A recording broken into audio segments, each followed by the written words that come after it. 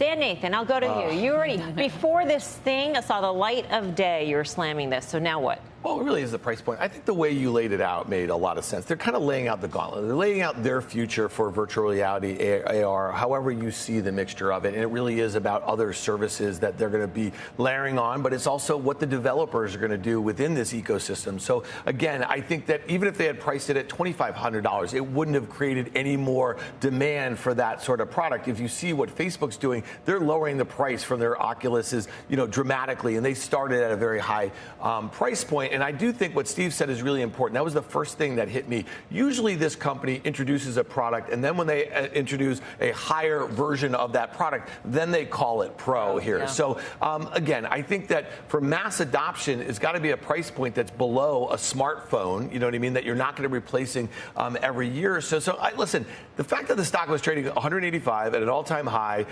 while this event was going on, and then it sold off, it kind of reminded us of the olden days where people got really excited about what new phone. They used to introduce the new phones at WWDC. So to me, again, it's a vision for their future. This is going to be a huge platform for them, but just not right now.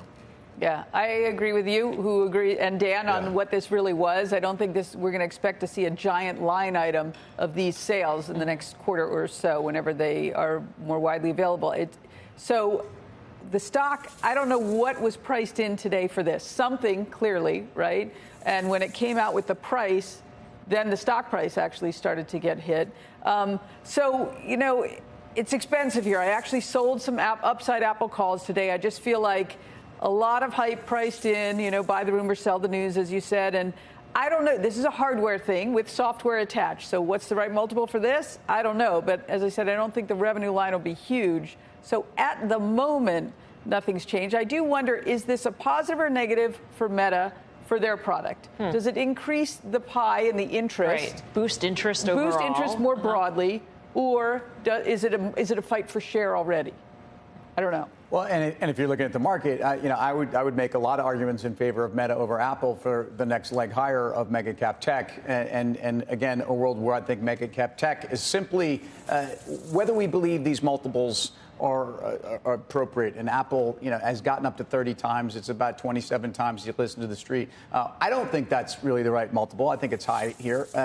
But as long as, and I've said this before, as long as the market is going to be led by semis, and semis will lead Qs, and Qs will lead the S&P. That's the only thing I really know. And I don't know when that's going to stop. But in that environment, I think Meta of all of them. But back to today, I think we're all saying this. I don't believe this is that big of a day for Apple, other than people want to see what they're doing. I think that the services side might differentiate Apple because of the services Apple can offer native to the hardware, similar to what they're doing with the phone. That's the reason we're paying what we're paying for Apple.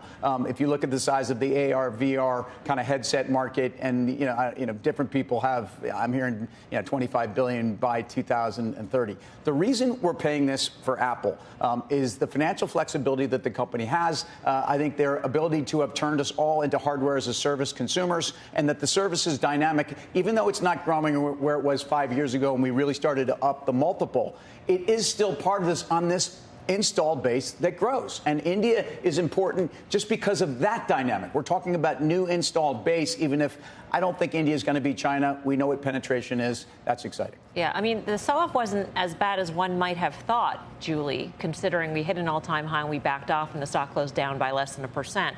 And so you got to wonder if people were expecting a lot from this launch and you're sort of erasing what was being built up. It wasn't much. So it seems like the stock moved to an all-time high, not necessarily based on this is what I'm getting at. Yeah, I think it's more clarity on what the strategy is for this product. It was such a vague, unclear product. And for me, when I think about it, it's not about selling the headsets. It's about the app store, because that's where they make so much money. And so it's incumbent on them to really figure out how to get developers super excited to be developing products so that they can continue to take their 30% easy peasy without necessarily having to go after their own margins. The thing that's a little bit tricky about this is think about the watch, right? The watch took a really long time to find its footing. And when it first came out, I don't think we would have guessed how much health would be attached to it. And I think it's a little bit the case here, too, where we launched this product. We're not exactly sure what its best use case is. We're going to leave it kind of broad and open. But I think it'll eventually take its footing. But I think it's going to take a really long time, specifically with this product.